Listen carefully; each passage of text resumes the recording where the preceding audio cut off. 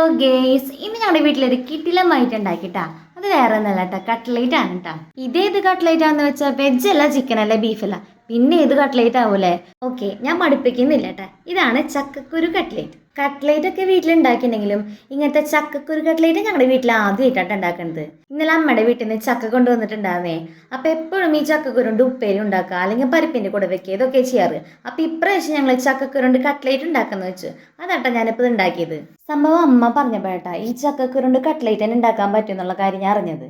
അപ്പൊ പിന്നെ എന്തായാലും ഞാൻ ഉണ്ടാക്കാന്ന് വിചാരിച്ചു. അപ്പൊ ഇതിന്റെ റെസിപ്പി എന്താന്ന് വെച്ച് കഴിഞ്ഞാൽ, ഈ ചക്കക്കുരുന്റെ ഉരുളക്കിഴങ്ങിനെ തോലി കളഞ്ഞ് ഒന്ന് കഴുകിയെടുത്തിട്ട് കുക്കറിൽ ഇടാം. എന്നിട്ട് കുറച്ച് ഉപ്പും മഞ്ഞപ്പൊടി ഇട്ടിട്ട് 4 വിസിലടിപ്പിക്കാട്ടാ.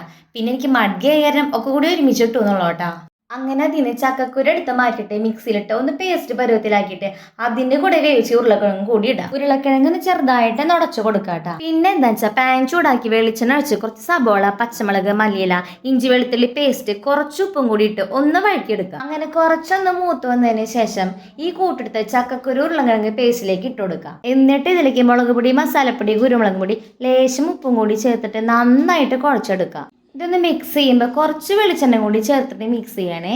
അങ്ങനെ നന്നായി ഉടച്ചൊന്ന് കുഴച്ച ശേഷം ഒരു 10 മിനിറ്റ് റെസ്റ്റ് ചെയ്യാൻ വെക്കുക. ആ നേരം കൊണ്ട് റസ്ക് പൊടി സെറ്റ് ചെയ്ത് വെക്കുക. പിന്നെ കുറച്ച് അരിപ്പൊടിയിൽ കുറച്ച് വെള്ളം ഒഴിച്ച് മിക്സ് ചെയ്ത് വെക്കാട്ടോ. അങ്ങനെ റെസ്റ്റ് ചെയ്യാൻ വെച്ച മിക്സ് എടുത്തിട്ട് നമുക്ക് ഇഷ്ടമുള്ള ഷേപ്പിലാക്കിയിട്ട് അരിപ്പൊടിയിൽ മിക്സ് ചെയ്തിട്ട് റസ്ക് പൊടിയിലും കൂടി മുക്കി ചൂടായ വെളിച്ചെണ്ണയ്ക്ക് ഇട്ട് വെക്കട്ടെ.